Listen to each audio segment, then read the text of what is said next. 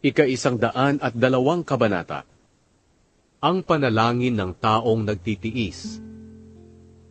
Panginoon, pakinggan niyo ang aking dalangin. Ang paghingi ko sa inyo ng tulong ay inyong dinggin. Sa oras ng aking paghihirap ay huwag sana kayong magtago sa akin. Pakinggan niyo ako at agad na sagutin. Dahil ang buhay ko'y unti-unti nang naglalaho tulad ng usok. At ang katawan ko'y para ng sinusunog. Ako'y parang damong nalalantana. Wala na akong ganang kumain dahil sa labis na pagdaing. Parang butot balat na lang ako. Ang tulad ko'y mailap na ibon sa ilang at kwago sa mga lugar na walang tao. Hindi ako makatulog. Ako'y parang ibon na nag-iisa sa bubungan. Palagi akong iniinsulto ng aking mga kaaway. Ang mga kumukutya sa akin ay ginagamit ang aking pangalan sa pagsumpa. Hindi ako kumakain. Umuupo na lang ako sa abo at umiiyak, hanggang sa ang luha ko'y humalo sa aking inumin. Dahil sa tindi ng inyong galit sa akin, dinampot niyo ako at itinapon. Ang buhay ko'y nawawala na parang anino, at nalalantang gaya ng damo.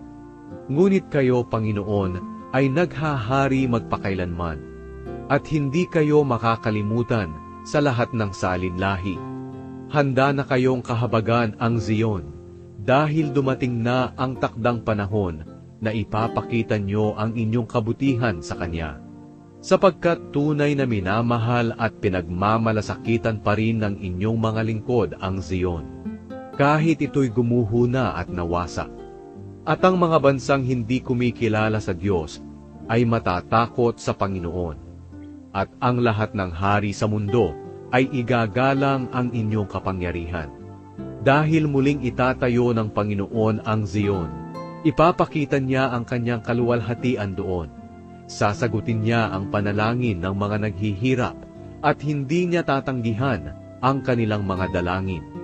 Isusulat ito para sa susunod na salinlahi, upang sila rin ay magpuri sa Panginoon.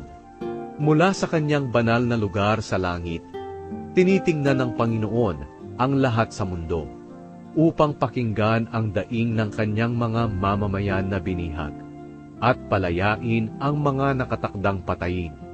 At dahil dito, mahahayag ang ginawa ng Panginoon sa Zion, at siya'y papurihan sa lungsod ng Jerusalem, kapag nagtipon na ang mga tao mula sa mga bansa at mga kaharian upang sumamba sa Panginoon. Pinahina ng Panginoon ang aking katawan, at ang buhay ko'y kanyang pinaikli. Kaya sinabi ko, O aking Diyos na buhay magpakailanman, huwag niyo muna akong kunin sa kalagitnaan ng aking buhay. Sa simula, kayo ang lumikha ng mundo at ng kalangitan. Maglalaho ang mga ito, ngunit mananatili kayo magpakailanman. Maluluma itong lahat tulad ng damit, at gaya ng damit, ito'y inyong papalitan. Ngunit hindi kayo magbabago, at mananatili kayong buhay magpakailanman. Ang mga lahi ng inyong mga lingkod ay mamumuhay ng ligtas sa mga panganib, at iingatan niyo sila.